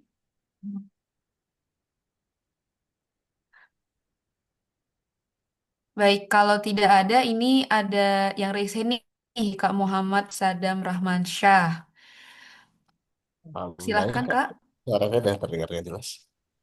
Terdengar, Baik. terdengar. Nah, baik, terima kasih. Pertama ucapan terima kasih dulu ya, Kak atas materi pada pagi hari ini. Materinya berdaging. Bagus. Dari yang telah dijabarkan tadi itu, jujur ya, Kak, saya agak tertarik nih untuk ikut BRSP. Nah, cuman pengen tahu nih mekanisme pembelajarannya seperti apa tuh. Apakah fleksibel mungkin ditambah karena kalau misalnya dia ada ngikutin jadwal, itu sistem jadwalnya seperti apa? Mengingat kalau saya sendiri em, ada memiliki kendala seperti kalau dari pagi sampai sore ada jam kantor yang harus dihadiri. Apakah saya bisa mengikuti pembelajaran di luar jam itu telah ditentukan atau seperti apa gitu? Bisa dijelaskan dong Kak, mekanisme dari BRSP ini seperti apa? Oke, terima kasih Kak Sadam sudah tertarik ya. Jadi memang kita sangat fleksibel. Jadi kita nggak ada pertemuan langsung ya selain mungkin di pembukaan dan penutupan gitu dan hanya singkat saja. Jadi kita ingin mengakomodir teman-teman yang mungkin masih aktif kuliah atau sudah bekerja. Jadi nanti semua ibaratnya mungkin kalau ikut online course gitu mirip-mirip lah, tapi online course-nya eh, ada yang ngedampingin gitu. Jadi online course kan kita hanya bisa kapan aja ya belajarnya, yang penting ngerjain tugasnya. Dan di 1 minggu itu yang penting tugasnya selesai. Kemudian kalau butuh diskusi bisa ke WA, bisa langsung chat atau misalkan kalau misalkan ada waktu kita akan buka diskusi via Zoom tapi sifatnya opsional gitu. Jadi memang teman-teman bisa belajar secara mandiri seperti ikut online course saja, online course yang di em, Coursera atau di mana itu kan kita belajar mandiri tapi untuk tanya jawab itu bisa langsung gitu. Kalau untuk mekanismenya seperti itu, Kak. Apakah terjawab tadi ya? Mungkin mulai lengkapnya bisa ke guidebook atau bisa tanya ke kontak person kita. Baik Kak. Kan tadi ada yang kakak bilang kan ada kayak kalau misalnya kita perlu diskusi gitu ya. Mm. Nah kalau misalnya discussion session ini apakah nanti bakal dikumpulkan secara misalnya kita perlunya secara Zoom apa secara kolektif atau mungkin lebih terkesan personal misalnya udah kita Zoom berdua gitu atau Lebih seperti ke kolektif sih, Kak. Karena mungkin kolektif. pesertanya juga banyak ya. Jadi kalau kita butuh nanti bisa dibuka misalkan dalam 1 minggu itu eh, kayaknya perlu diskusi nih, misalkan teman-teman bisanya kapan gitu. Nanti kalau yang nggak bisa, ya bisa kita recording atau bisa via WA aja gitu. Oke, baik. Oke, mungkin itu saja. Terima kasih ya, Kak. Ya, ya terima kasih juga Kak Sadam. Oke, kita lanjut ya ke pertanyaan selanjutnya dari Kak Kesha. Kak izin bertanya, bagaimana perkembangan deteksi enzim yang dihasilkan oleh bakteri? Tools apa yang umumnya digunakan? Terima kasih. Oke, mungkin kalau deteksi enzim industrial bakteri ini lebih ke teman-teman yang di wet lab mungkin lebih paham ya. Karena kalau enzim itu eh dia mungkin udah ke metabolomics atau proteomics gitu. Jadi atau misalkan di teknik lab gimana tuh saya kurang paham karena saya memang sejujurnya bukan orang yang di wet lab gitu.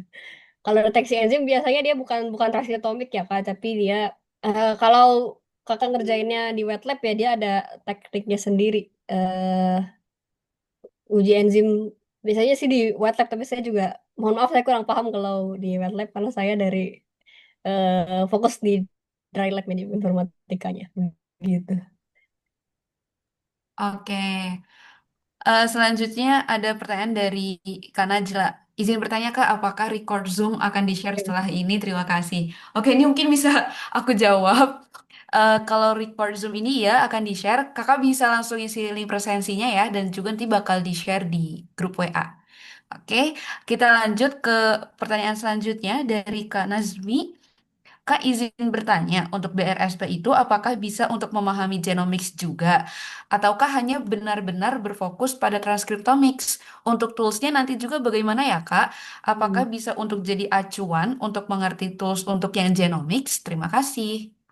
Nah, terima kasih Kak Nasbi. Sebenarnya mohon maaf karena untuk genomics ini mungkin kakak tertarik ke analisis genomics saja. Sementara kalau genomics ini sedikit sulit di komputasionalnya karena membutuhkan komputasi yang tinggi. Jadi nggak bisa lah pakai laptop biasa tuh takut wafat gitu laptopnya. Jadi mungkin kalau kakak tertarik di genomics, biasanya menggunakan HPC atau sebagainya. Jadi kita memang belum bisa provide untuk yang analisis genomics. Tapi kalau secara umum, transkriptomik ini pasti dia berhubungan dengan genomics gitu. Tapi kalau untuk tools analisisnya, kita ada sedikit saja ya, karena eh, sepertinya agak sulit kalau untuk mau belajar secara BRSP ini. Tapi kalau kakak misalkan tertarik, bisa di grup Omixlat Community bisa tanya-tanya nanti bisa saya bantu jawab juga di situ.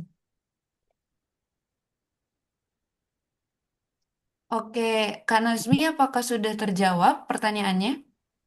Sudah, baik. Sekarang kita lanjut ke pertanyaan dari Kak Diva Rahanafania. Ini ada dua pertanyaan. Hmm. Yang pertama, Kak mau tanya, besok pas BRSP, apakah kita juga bisa belajar docking bersama mentornya? Kemudian yang kedua, Kak mau tanya, saya cari insight kalau peneliti di bidang dry lab itu nanti biasanya bidang researchnya ngapain aja ya? Misal transkriptomics dan sebagainya. Mungkin bisa sedikit sharing. Terima kasih, Kak. Oke, yang pertama dulu ya. Jadi kalau BRSP nanti docking sebenarnya eh karena topiknya saat ini transkriptomics ya, jadi sedikit berbeda dengan docking. Nanti mungkin rencananya next batch ya, Kak, bisa ditunggu next batch.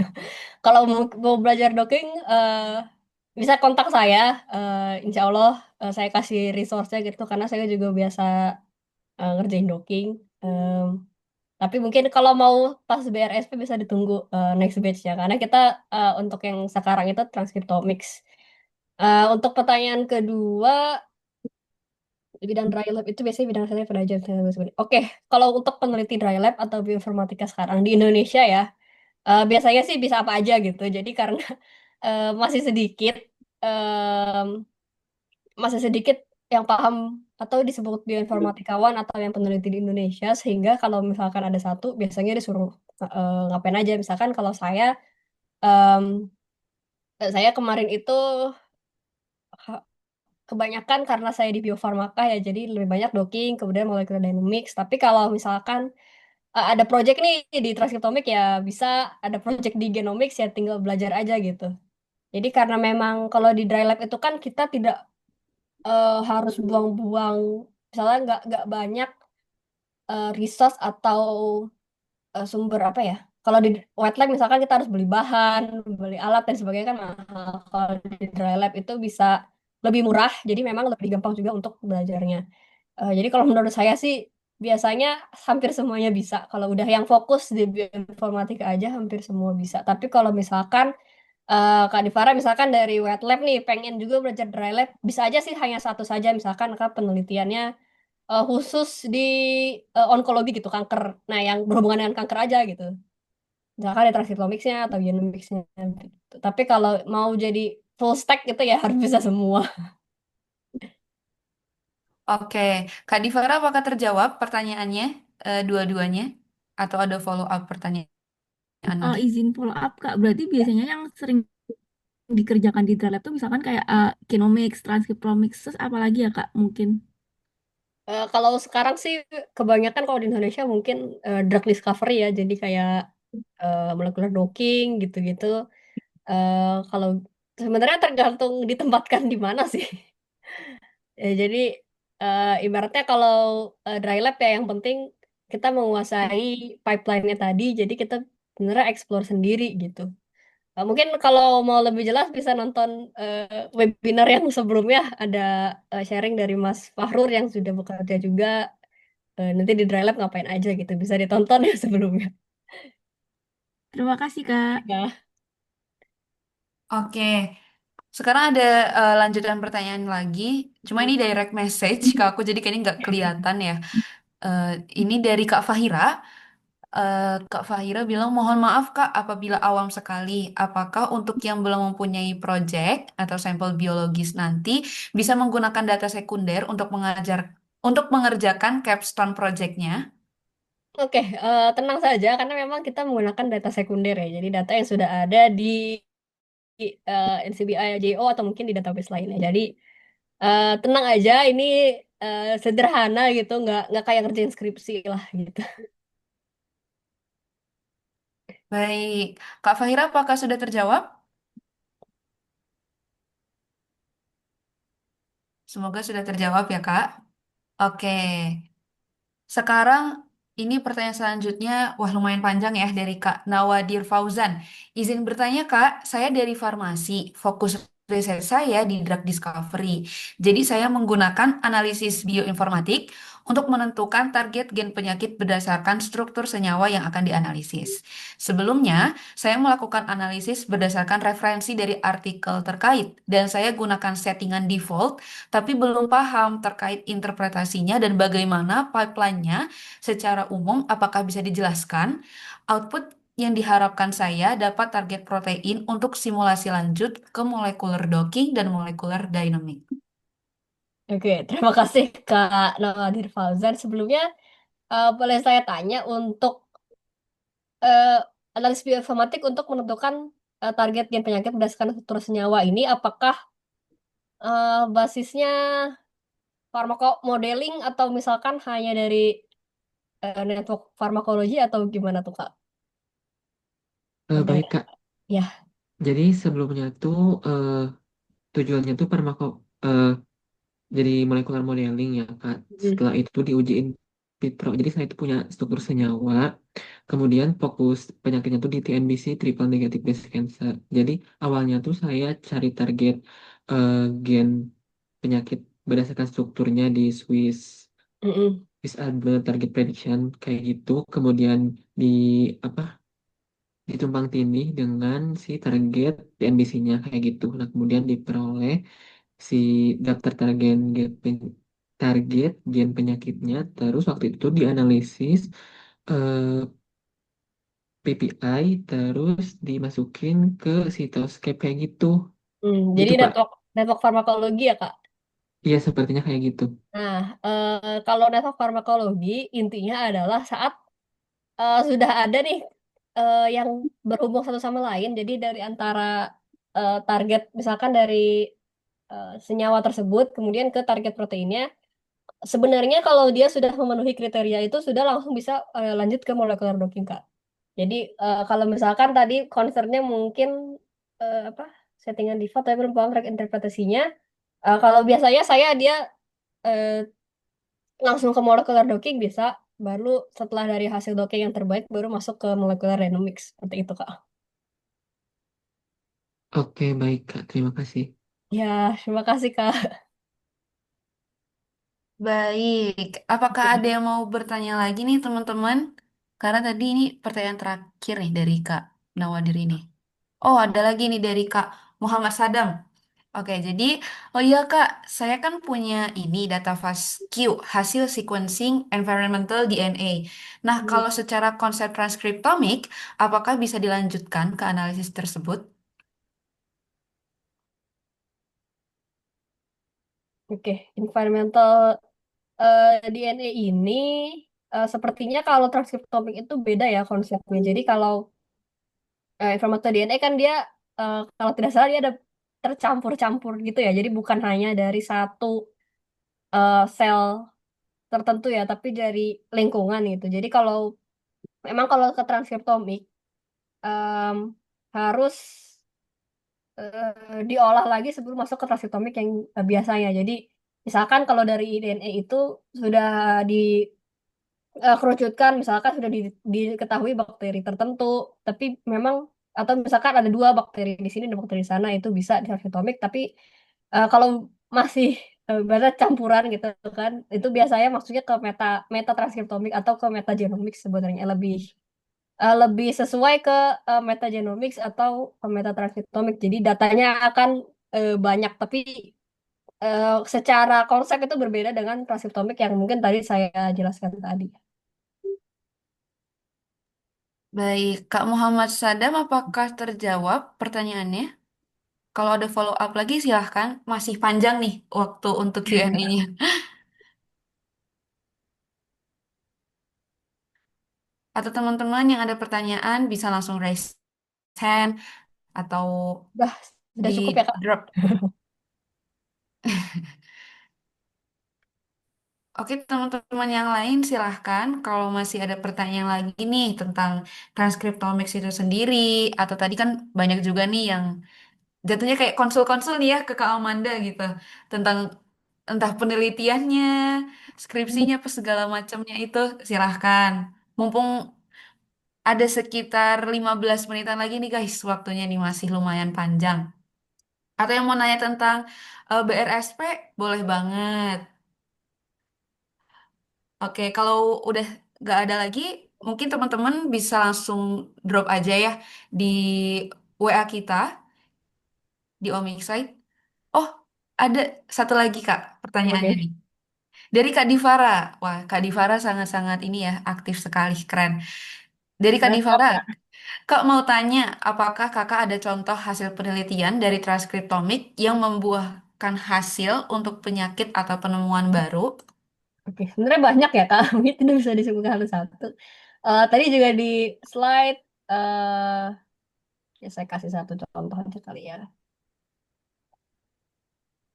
Nanti slide-nya akan saya kirim juga, tapi izin saya akan ada sedikit revisi karena di sini banyak yang belum saya tulis sumber-sumbernya. Jadi dia ada di link, harus saya tulis dulu. Ya, saya cari.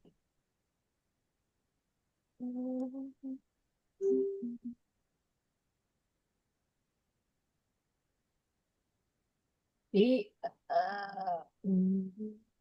kalau disebutkan memang banyak ya jatuhnya. Jadi ini mungkin salah satu contoh saja.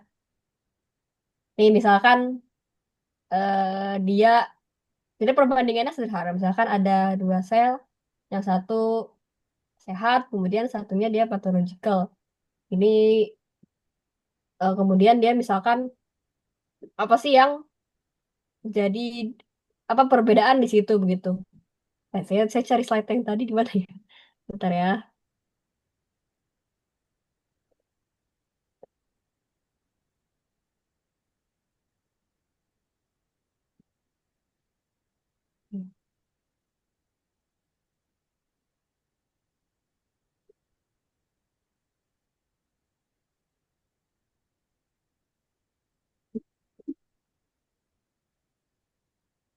Oke, ini nih.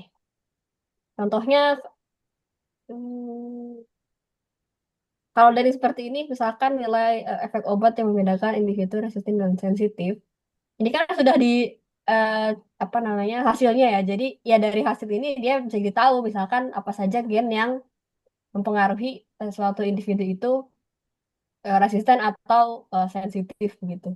Jadi emang contohnya banyak. Mungkin nanti kalau kakak ikut, jadi nih ikut BRSP pasti kita akan bahas juga dari contoh-contohnya. Baik, Kak Divara, sudah terjawab pertanyaannya atau ada follow up? Silahkan. Terima kasih Kak sudah terjawab. Oke, Oke, sama-sama. makasih juga Kak Rifara. Kita semangat banget nih soalnya. Wah, ini ada follow up pertanyaan lagi nih, ada sekitar 3 pertanyaan lagi. Yang pertama dari Kak Retno. Terima kasih ya Kak atas penjelasannya. Saya ingin bertanya mengenai perhitungan volt dalam analisis DEG tadi. Kalau boleh tahu, angka-angka tadi didasarkan pada hasil apa ya Kak? Terima kasih sebelumnya. Oke, ini sambil saya share screen lagi ya.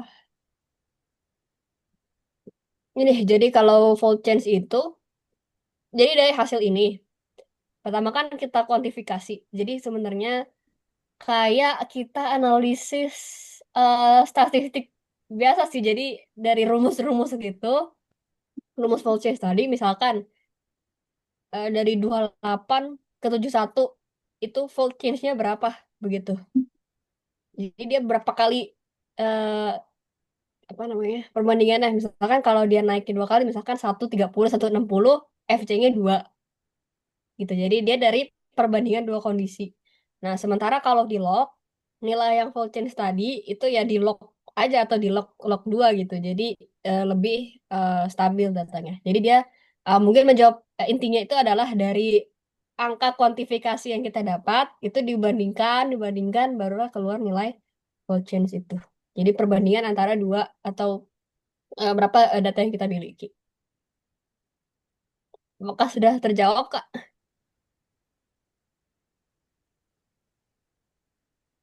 Siapa tadi, Kak Retno ya? Iya betul, Kak Retno. Apakah sudah terjawab? Semoga sudah terjawab ya Kak. Ya, Oh jadi ini, hasil perbandingan. eh, Ya, betul betul. Jadi hasil perbandingan antara keduanya. baik. Dari Kak Retno, apakah ada yang mau ditanyakan lagi atau sudah cukup terjawab nih Kak? Oh, sudah ya. Oke, sekarang lanjut. Ini direct message ke aku dari Kak Laura. Kak, saya izin bertanya, apakah dari Kakak ada saran dalam proses memilih topik riset, terutama untuk program master? Wah, kalau master, saya juga baru masuk ya, Kak. Jadi kalau menurut saya mungkin kalau S2 itu kan kita sudah mulai dekat dengan namanya supervisor. Jadi kalau menurut saya lebih baik kakak konsultasi ke supervisor kakak gitu, atau pembimbingnya, karena biasanya topik yang sesuai itu pasti akan lebih enak dikerjainnya. Jadi pastikan pembimbing itu biasanya mereka lebih senang kalau sudah ada topik kita sesuai dengan payung penelitiannya. Jadi misalkan bisa dilihat nih di Google Scholar atau di website kampus pembimbing atau calon pembimbing kakak yang diminati, dia pernah publish paper apa aja, terus dia fokusnya di apa aja. Baru kita kalau tertarik ya kita ngikutin topik dia. Atau misalkan kita punya topik sendiri, ya cari pembimbing yang kira-kira bisa gitu. Tapi kalau misalkan eh, fokus ke bioinformatika itu luas ya, jadi saya juga kurang tahu gitu ya. Mungkin bisa cari kalau misalkan kakak tertarik kerja, mungkin nanti mau kerja di mana atau mau fokus riset kemana atau ada satu topik yang interest, ya bisa di apa ya dihubung-hubungin ke situ gitu. Kalau misalkan nih saya eh dari beasiswa pengen fokus ke sini gitu, dia ada fokusnya, ya saya ngikutin fokus itu gitu. Atau mungkin saya melihat di Indonesia kurang di bidang apa, ya saya nyari ke bidang itu. Jadi memang kalau topik S2 tuh ya terserah sih sebenarnya, terserah, dan juga yang penting konsultasi sama pembimbingnya gitu. Oke, baik. Kak Laura, apakah sudah terjawab? Dampak efek-efek UI. Sudah. Oke, ada 2 pertanyaan lagi nih Kak. Dari Kak Muhammad. Kak izin bertanya, apa alasan Kakak lebih tertarik ke bidang transkriptomik dibanding bidang omics lainnya? Dan menurut Kakak, bidang omics apa yang sangat menantang atau punya tingkat kesulitan tinggi untuk dipelajari? Oke, yang pertama kalau ketertarikan sebenarnya saya ya tertarik semua sih gitu. Kalau transkriptomics ini memang kita sediakan konsep yang insya Allah teman-teman yang nanti mau belajar itu mudah untuk dipahami gitu dan juga relevan dengan eh, apa ya perkembangan bioinformatika. Jadi kalau kita dari basic banget ya belajarnya transkriptomik semua. Kalau genomics juga basic, tapi dia memang sayangnya butuh komputasi yang lebih tinggi atau mungkin kita bisa pakai tools yang udah ada gitu. Dan kalau menurut saya, omics apa yang paling menantang?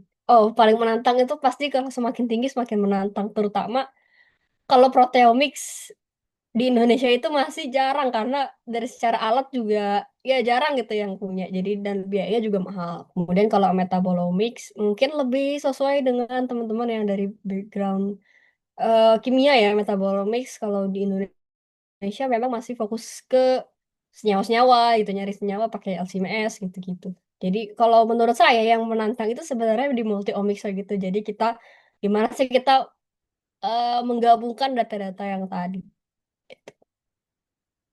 Oke, Kak Muhammad, apakah sudah terjawab nih pertanyaannya? Sudah, baik. Nah, ini sepertinya pertanyaan terakhir nih dari Kak Yohana.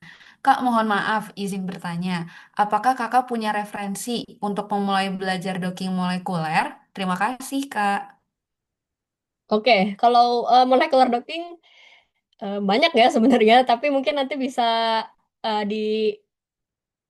ditanya ke community atau di WA saya nanti akan saya jawab karena saya udah sering juga sih kalau docking gitu. Tapi insya Allah mungkin teman-teman yang ngisi absensi kalau pengen belajar docking mungkin selanjutnya bisa kita ada buka apa ya suggestion ya untuk next topiknya nanti seperti apa bisa ditulis. Oh mau belajar molecular docking kayak tadi paling sering molecular docking nih. Ya, oke. Kak Yohana, apakah sudah terjawab? Sudah ya, oke. Kakak bisa langsung isi suggestion-nya ya nih, biar nanti Om Iksan membuka tema BRSP dengan molecular docking ya, gitu-gitu. Oke, sekarang, wah ada lagi pertanyaan nih dari Kak Muhammad Rastu Alfarisi. Kak, berarti kalau riset multi-omics lebih memungkinkan untuk tim riset ya, dan tidak mungkin dikerjakan sendiri.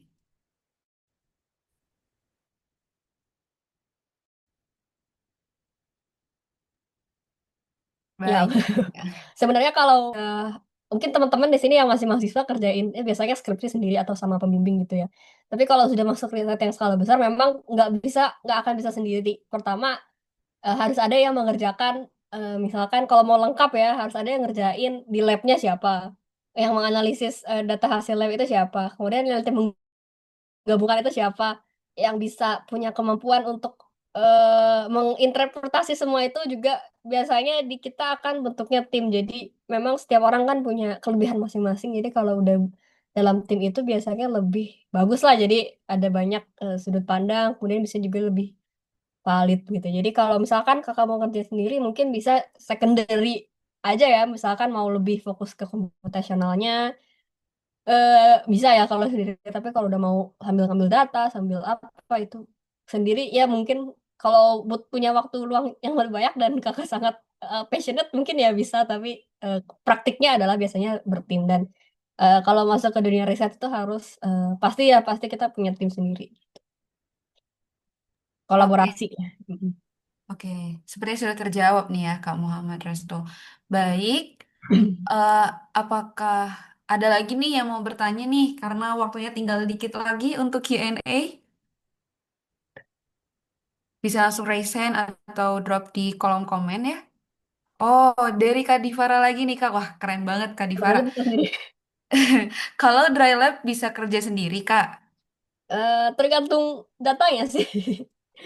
Jadi biasanya kalau udah masuk ke dunia riset, sebenarnya tidak ada yang dikerjakan sendiri ya. Kalau berdasarkan pengalaman saya, pasti kita butuh kolaborasi. Karena kalau salah satu konsep dari riset itu ya collaboration gitu. Em, tapi kalau dry lab-nya ini misalkan kakak kerja di perusahaan sequencing genomics gitu ya. Kalau kakak bioinformatika awalnya atau data analisnya yang ngerjain sendiri gitu. Tapi kalau untuk segi riset ya pasti akan bertemu dengan orang lain. Pasti kita akan kolaborasi. Oke, Oke, makasih Kak. Wah, semangat Kak buat. Muhammad, Bismillah OTW daftar BRSP Kak. Harus. Harus banget ya guys. Apakah ada lagi nih yang mau bertanya teman-teman? Silahkan. Bisa langsung raise hand atau drop di kolom komen. Tinggal sedikit lagi nih waktunya. Kalau nggak ada, mungkin bisa aku cukupkan ya. Aku tunggu 10 detik deh. 10, 9, 8, 7, 6, 5, 4, 3, 2, 1. Oke, mungkin kalau teman-teman yang masih mau bertanya secara mendalam atau topik-topik lainnya kayak genomics atau mungkin proteomics dan omics-omics lainnya, bisa langsung di ini ya, di community groupnya Omics Lite. Nanti insya Allah dari tim Omics Lite akan menjawab pertanyaannya. Nah, karena kita sudah ada di penghujung acara,